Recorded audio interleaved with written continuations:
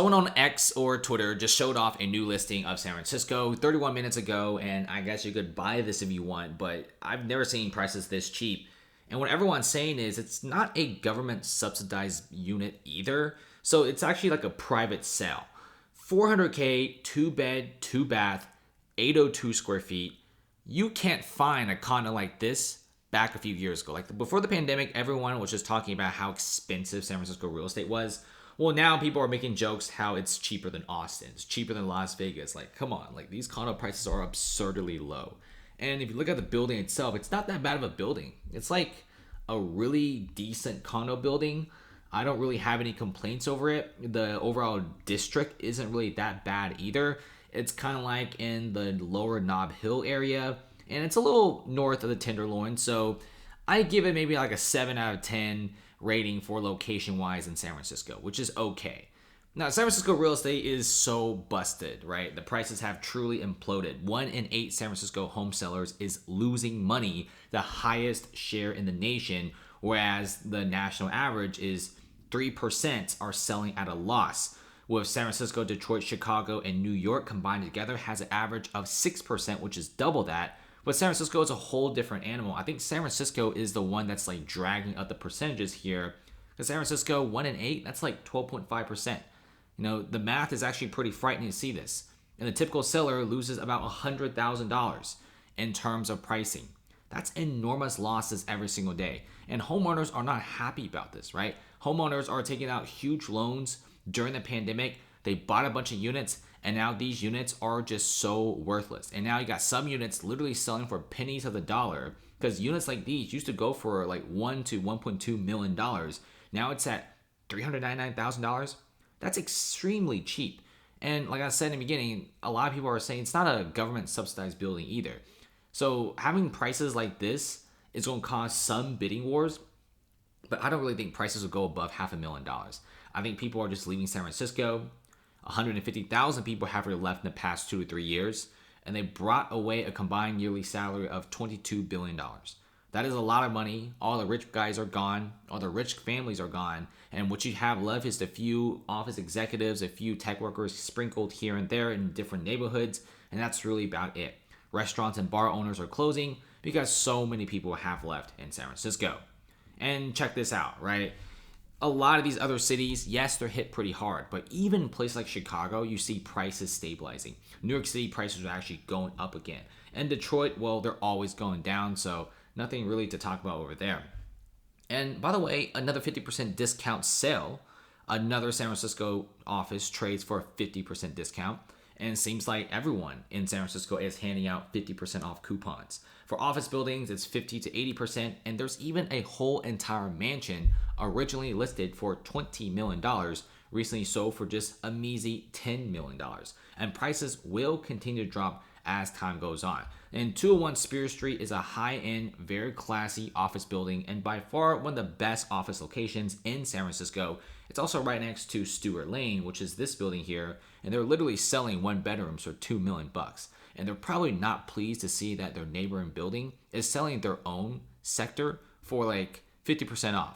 And really makes the buyers of this unit freak out, because you got people buying like a $4 million 2-bedroom, now considering and pondering maybe the unit was really only worth $2 million. And Stewart Lane right now is also freaking out. The developers really need to sell the buildings, and they even say savings from $300,000 to over $1 million on select homes, including residencies with views, terraces, and large floor plans.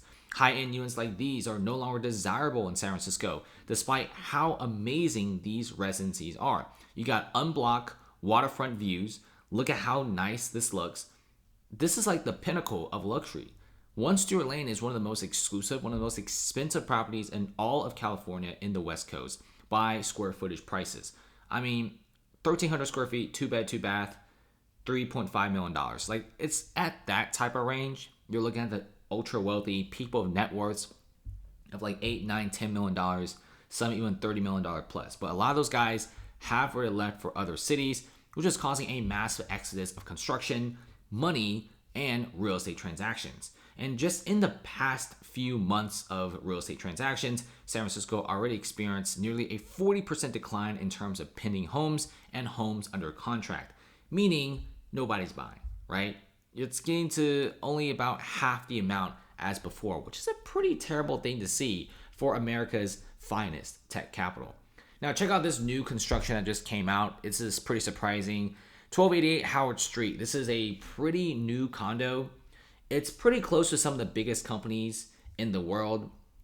Gotta admit, it does look pretty good, right? The neighborhood is okay, and the units themselves look fantastic, right? You got these very nice little gardens, these alleyways, these cool looking outdoor bridges, and overall, I give this building like a 10 out of 10. This is one of my favorite building designs ever, and you're close to all sorts of restaurants, even right next door to the Blue Bottle. How can you complain? But a studio selling for $500,000 may seem extremely expensive, but just remember, just a few years ago, studios like these were selling for $700,000. Now, this building is also newly constructed. It's another studio, but it's a pretty big one at over 500 square feet. Again, it's $500,000. And I remember when this building first launched a few years back, the studios were worth so much more money than this. Like, I think the studios were going for roughly $600,000 to $630,000. So there's already some pretty insane price cuts right there. And here's the thing, no one's paying $500,000 for a studio in San Francisco. They're going to be paying $300,000 to $400,000 top for these new construction projects.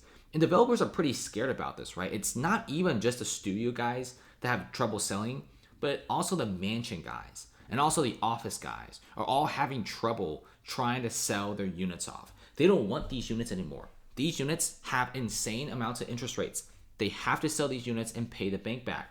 Also, the property taxes, the city refuses to lower them despite a massive decline in the building's prices.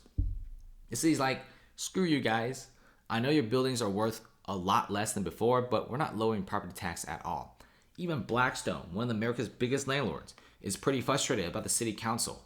And they even wrote a long letter to the city council pleading to have lower property taxes, which the city says no. HOA fees are also up in several cities in California, including home insurance, which is extremely expensive.